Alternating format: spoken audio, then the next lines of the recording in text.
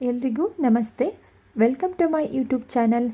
ಇವತ್ತಿನ ವಿಡಿಯೋದಲ್ಲಿ ತುಂಬಾ ಟೇಸ್ಟಿಯಾಗಿರುವಂತಹ ಕಾಲಿಫ್ಲವರ್ ಕರಿನ ನಿಮ್ಮ ಜೊತೆ ಶೇರ್ ಮಾಡ್ತಾ ಇದ್ದೀನಿ. ಈ ಕಾಲಿಫ್ಲವರ್ ಅಥವಾ ಹೂಕೋಸ್ ಕರಿ ಚಪಾತಿ, ರೋಟಿ, ಪೂರಿ, ದೋಸೆ ಹಾಗೆ ಗೀ ರೈಸ್, ಬಿರಿಯಾನಿಗೆ ಸೂಪರ್ ಆಗಿರುತ್ತೆ. ಒಂದು ಸಲ ಮಿಸ್ ಮಾಡದೆ ಟ್ರೈ ಮಾಡಿ ನೋಡಿ. ಈ ಟೇಸ್ಟಿಯಾಗಿರುವಂತಹ ಕಾಲಿಫ್ಲವರ್ ಕರಿನ ಯಾವ ರೀತಿ ಮಾಡ್ಕೊಳ್ಳೋದು ಅಂತ ನೋಡೋಣ. ಅದಕ್ಕಿಂತ ಮೊದಲು ಹೊಸದಾಗಿ ಯಾರೆಲ್ಲ ನನ್ನ ಚಾನಲ್ನ ನೋಡ್ತಾ ಇದ್ದೀರಾ, ದಯವಿಟ್ಟು ಚಾನಲ್ನ ಸಬ್ಸ್ಕ್ರೈಬ್ ಮಾಡ್ಕೊಂಡು ನೋಡಿ. ಈ ಕಾಲಿಫ್ಲವರ್ ಕರಿನ ಮಾಡಲಿಕ್ಕೆ ನಾನಿಲ್ಲಿ ಮೊದಲು ಒಂದು ಪಾತ್ರೆಯಲ್ಲಿ ನೀರನ್ನು ಕುದಿಲಿಕ್ಕೆ ಇಟ್ಟಿದ್ದೀನಿ. ನೀರು ಕೂಡ ಈಗ ಬಿಸಿಯಾಗಿದೆ. ಬಿಸಿಯಾಗಿರುವಂತಹ ನೀರಿಗೆ ನಾನಿಲ್ಲಿ 250 ಗ್ರಾಮ್ನಷ್ಟು ಕಾಲಿಫ್ಲವರ್ನ ಈ ರೀತಿ ಸಣ್ಣದಾಗಿ ಕಟ್ ಮಾಡಿ ಸೇರಿಸ್ಕೊಳ್ತಾ ಇದ್ದೀನಿ. ನೆಕ್ಸ್ಟ್ ಇದಕ್ಕೆ ಸ್ವಲ್ಪ ಅರಿಶಿಣದ ಪುಡಿ ಹಾಗೆ ಸ್ವಲ್ಪ ಉಪ್ಪನ್ನು ಸೇರಿಸಿ 3ರಿಂದ 4 ನಿಮಿಷ ಇದನ್ನು ಚೆನ್ನಾಗಿ ಕುದಿಸ್ಕೊಳ್ತಾ ಇದ್ದೀನಿ. ಈ ರೀತಿ ಮಾಡೋದ್ರಿಂದ ಬೈ ಮಿಸ್ಸಾಗಿ ಹೂಕೋಸಲ್ಲಿ ಏನಾದರೂ ಹುಳು ಇದ್ದರೆ ಅದು ಹೊರಗಡೆ ಬರುತ್ತೆ. ಅರಿಶಿಣ ಹಾಗೂ ಉಪ್ಪನ್ನು ಸೇರಿಸಿದ ನಂತರ ಒಮ್ಮೆ ಮಿಕ್ಸ್ ಮಾಡಿಕೊಂಡು 3ರಿಂದ 4 ನಿಮಿಷ ಚೆನ್ನಾಗಿ ಇದನ್ನು ಕುದಿಸ್ಕೊಳ್ಳೋಣ. ಈಗ 3ರಿಂದ 4 ನಿಮಿಷ ಆಗಿದೆ, ನೀರು ಕೂಡ ಕುದಿ ಬಂದಿದೆ. ಈಗ ಕಾಲಿಫ್ಲವರ್ನ ನೀರಿಂದ ತೆಗೆದು ಒಂದು ಪ್ಲೇಟ್ಗೆ ಸೇರಿಸ್ಕೊಳ್ತಾ ಇದ್ದೀನಿ. ನಾನಂತೂ ಈ ಕಾಲಿಫ್ಲವರ್ ಕರಿನ ಗೀ ರೈಸ್ ಜೊತೆ ಯಾವಾಗಲೂ ಮಾಡ್ತಾ ಇರ್ತೀನಿ. ಟೇಸ್ಟ್ ಅಂತೂ ತುಂಬ ಚೆನ್ನಾಗಿರುತ್ತೆ ನೋಡಿ. ಈಗ ಸಪ್ರೇಟ್ ಮಾಡಿದ ನಂತರ ಇದನ್ನು ಪಕ್ಕಕ್ಕೆ ಇಟ್ಕೊಂಡು ನಂತರ ಗ್ಯಾಸ್ ಸ್ಟವ್ನ ಆನ್ ಮಾಡಿ ಒಂದು ಪ್ಯಾನ್ ಇಟ್ಕೊಂಡಿದ್ದೀನಿ. ಪ್ಯಾನ್ಗೆ ನಾನು 2 ಟೀ ಸ್ಪೂನಷ್ಟು ಎಣ್ಣೆನ ಸೇರಿಸ್ಕೊಳ್ತಾ ಇದ್ದೀನಿ. ಎಣ್ಣೆ ಬಿಸಿಯಾಗಿದ ನಂತರ ಇದಕ್ಕೆ ಸ್ಲೈಸಾಗಿ ಕಟ್ ಮಾಡ್ಕೊಂಡಿರುವಂತಹ 2 ಈರುಳ್ಳಿನ ಸೇರಿಸ್ಕೊಂಡು ಈರುಳ್ಳಿನ 2ರಿಂದ 3 ನಿಮಿಷಗಳ ಕಾಲ ಇದನ್ನು ಫ್ರೈ ಮಾಡ್ಕೊಳ್ತಾ ಇದ್ದೀನಿ. 2ರಿಂದ 3 ನಿಮಿಷ ಚೆನ್ನಾಗಿ ಫ್ರೈ ಮಾಡ್ಕೊಂಡಿದ ನಂತರ ಇದಕ್ಕೆ 7ರಿಂದ 8 ಪೀಸಸ್ನಷ್ಟು ನಾನಿಲ್ಲಿ ಗೋಡಂಬಿನ ಸೇರಿಸ್ಕೊಂಡು ಮಿಕ್ಸ್ ಮಾಡಿಕೊಂಡು ಕಂಪ್ಲೀಟಾಗಿ ಈರುಳ್ಳಿ ಬ್ರೌನ್ ಕಲರ್ ಆಗೋವರೆಗೂ ಇದನ್ನು ಮೀಡಿಯಂ ಫ್ಲೇಮಲ್ಲಿ ಇಟ್ಕೊಂಡು ಫ್ರೈ ಮಾಡ್ಕೊಳ್ಳೋಣ.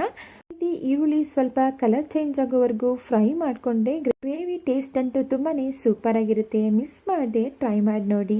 ಈಗ ಈರುಳ್ಳಿ ಕೂಡ ಪರ್ಫೆಕ್ಟಾಗಿ ಫ್ರೈ ಆಗಿದೆ. ಇಷ್ಟು ಫ್ರೈ ಆದರೆ ಸಾಕು. ಈಗ ಗ್ಯಾಸ್ ಸ್ಟವ್ನ ಆಫ್ ಮಾಡಿ ಕಂಪ್ಲೀಟಾಗಿ ಇದನ್ನು ತಣ್ಣಗಾಗಲಿಕ್ಕೆ ಬಿಡ್ತಾ ಇದ್ದೀನಿ. ತಣ್ಣಗಾಗಿದ ನಂತರ ಇದನ್ನು ಒಂದು ಮಿಕ್ಸರ್ ಜಾರ್ಗೆ ಸೇರಿಸ್ಕೊಳ್ತಾ ಇದ್ದೀನಿ. ಫ್ರೈ ಮಾಡ್ಕೊಂಡಿರುವಂತಹ ಈರುಳ್ಳಿ ಜೊತೆಗೆ ನಾನಿಲ್ಲಿ 2 ಟೊಮೊಟೊ ಹಣ್ಣನ್ನು ಈ ರೀತಿ ಕಟ್ ಮಾಡಿ ಸೇರಿಸ್ಕೊಂಡು ಇದಕ್ಕೆ ರುಬ್ಲಿಕ್ಕೆ ಅವಶ್ಯಕತೆ ಇರೋಷ್ಟು ನೀರನ್ನು ಸೇರಿಸಿ ನೋಡಿ ಇದನ್ನು ಈ ರೀತಿ ನೈಸಾಗಿ ಗ್ರೈಂಡ್ ಮಾಡಿ ಇಟ್ಕೊಂಡಿದ್ದೀನಿ. ಈಗ ಇದನ್ನು ಪಕ್ಕಕ್ಕೆ ಇಟ್ಕೊಳ್ತಾ ಇದ್ದೀನಿ. ನೆಕ್ಸ್ಟ್ ನಾನಿಲ್ಲಿ ಒಂದು ಪ್ಯಾನ್ ಇಟ್ಕೊಂಡಿದ್ದೀನಿ. ಪ್ಯಾನ್ ಬಿಸಿಯಾಗಿದ ನಂತರ 2 ಟೀ ಸ್ಪೂನಷ್ಟು ಆಯಿಲ್ನ ಸೇರಿಸ್ಕೊಳ್ತಾ ಇದ್ದೀನಿ.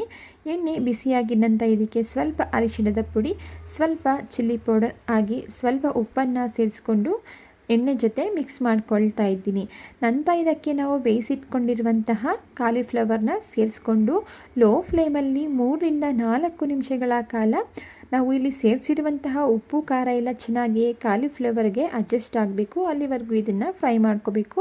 ಒಂದು 3ರಿಂದ 4 ನಿಮಿಷ ಲೋ ಫ್ಲೇಮಲ್ಲಿ ಫ್ರೈ ಮಾಡಿಕೊಂಡ್ರೆ ಸಾಕು. ಸೊ ಈಗ ಇದು ಆಗಿದೆ. ಈಗ ಇದನ್ನು ಪಕ್ಕಕ್ಕೆ ಇಟ್ಕೊಳ್ತಾ ಇದ್ದೀನಿ.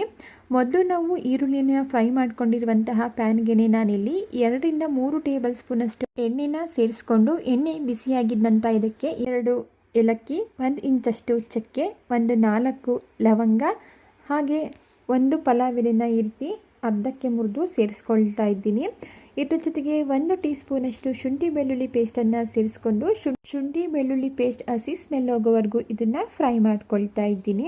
ಶುಂಠಿ ಬೆಳ್ಳುಳ್ಳಿ ಪೇಸ್ಟ್ ಹಸಿ ಸ್ಮೆಲ್ ಹೋಗಿದ ನಂತರ ಇದಕ್ಕೆ ನಾವು ಗ್ರೈಂಡ್ ಮಾಡಿ ಇಟ್ಕೊಂಡಿರುವಂತಹ ಮಸಾಲ ಪೇಸ್ಟ್ನ ಸೇರಿಸ್ಕೊಂಡು ಇದ್ರ ಜೊತೆಗೆ ಸ್ವಲ್ಪ ಮಿಕ್ಸರ್ ಜಾರ್ ತೊಳೆದಿರುವಂತಹ ನೀರನ್ನು ಸೇರಿಸ್ಕೊಂಡು ಒಂದು 2ರಿಂದ 3 ನಿಮಿಷ ಮಿಕ್ಸ್ ಮಾಡ್ಕೊಳ್ತಾ ಫ್ರೈ ಮಾಡ್ಕೊಳ್ತಾ ಇದ್ದೀನಿ.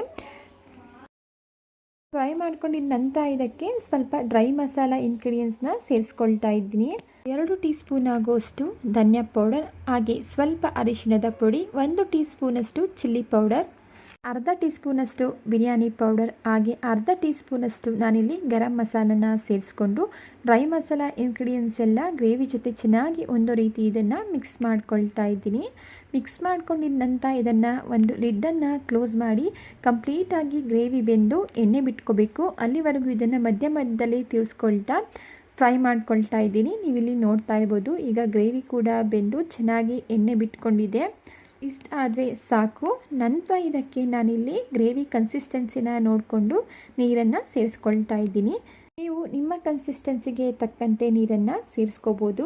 ನೋಡಿ, ನಾನಿಲ್ಲಿ ಇಷ್ಟು ತೆಳುವಾಗಿ ನೀರನ್ನು ಸೇರಿಸ್ಕೊಂಡಿದ್ದೀನಿ. ಬೆಂದ ನಂತರ ಗ್ರೇವಿ ಸ್ವಲ್ಪ ಗಟ್ಟಿ ಬರುತ್ತೆ, ನೋಡಿಕೊಂಡು ನೀರನ್ನು ಸೇರಿಸ್ಕೊಳ್ಳಿ. ನಂತರ ನಾನು ಇದಕ್ಕೆ ಫ್ರೈ ಮಾಡಿ ಇಟ್ಕೊಂಡಿರುವಂತಹ ಕಾಲಿಫ್ಲವರ್ನ ಸೇರಿಸ್ಕೊಳ್ತಾ ಇದ್ದೀನಿ.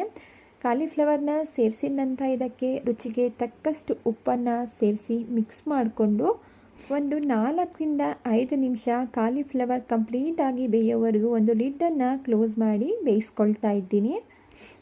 ಈಗ 5-6 ನಿಮಿಷ ಆಗಿದೆ. ಕಾಲಿಫ್ಲವರ್ ಕೂಡ ಚೆನ್ನಾಗಿ ಬೆಂದಿದೆ, ಗ್ರೇವಿನೂ ಕೂಡ ಎಣ್ಣೆ ಬಿಟ್ಟಿದೆ, ನೀವಿಲ್ಲಿ ನೋಡ್ಬೋದು. ಕೊನೆಯದಾಗಿ ಇದಕ್ಕೆ ಸಣ್ಣದಾಗಿ ಕಟ್ ಮಾಡಿ ಇಟ್ಕೊಂಡಿರುವಂತಹ ಸ್ವಲ್ಪ ಕೊತ್ತಂಬರಿ ಸೊಪ್ಪನ್ನು ಸೇರಿಸಿ ಮಿಕ್ಸ್ ಮಾಡಿಕೊಂಡು ಗ್ಯಾಸ್ ಸ್ಟವ್ನ ಆಫ್ ಮಾಡಿಕೊಂಡೆ. ತುಂಬನೇ ಟೇಸ್ಟಿಯಾಗಿರುವಂತಹ ಕಾಲಿಫ್ಲವರ್ ಕರಿ ರೆಡಿ ಆಯಿತು. ಬಿರಿಯಾನಿ, ಗೀ ರೈಸ್ ಎಲ್ಲದಕ್ಕೂ ಏಳಿ ಮಾಡಿಸಿದಂತಹ ರೆಸಿಪಿ ಅಂತಲೇ ಹೇಳ್ಬೋದು. ಚಪಾತಿ, ಪೂರಿಗಂತೂ ಅದ್ಭುತವಾಗಿರುತ್ತೆ. ಒಂದ್ಸಲ ನೀವು ಟ್ರೈ ಮಾಡಿ ನೋಡಿ. ಓಕೆ ಫ್ರೆಂಡ್ಸ್, ಇವತ್ತಿನ ಕಾಲಿಫ್ಲವರ್ ಕರಿ ರೆಸಿಪಿ ನಿಮಗೆ ಇಷ್ಟ ಆಗಿದೆ ಅಂತ ಭಾವಿಸ್ತಾ ಇದ್ದೀನಿ. ಇಷ್ಟ ಆಗಿದ್ದರೆ ವಿಡಿಯೋಗೆ ಒಂದು ಲೈಕ್ ಮಾಡಿ.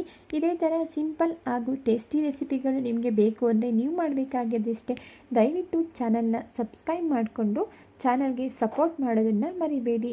ಹಾಗೆ ನಿಮ್ಮ ಫ್ಯಾಮಿಲಿ ಫ್ರೆಂಡ್ಸ್ಗೂ ಸಹ ವಿಡಿಯೋಗಳನ್ನ ಶೇರ್ ಮಾಡಿ.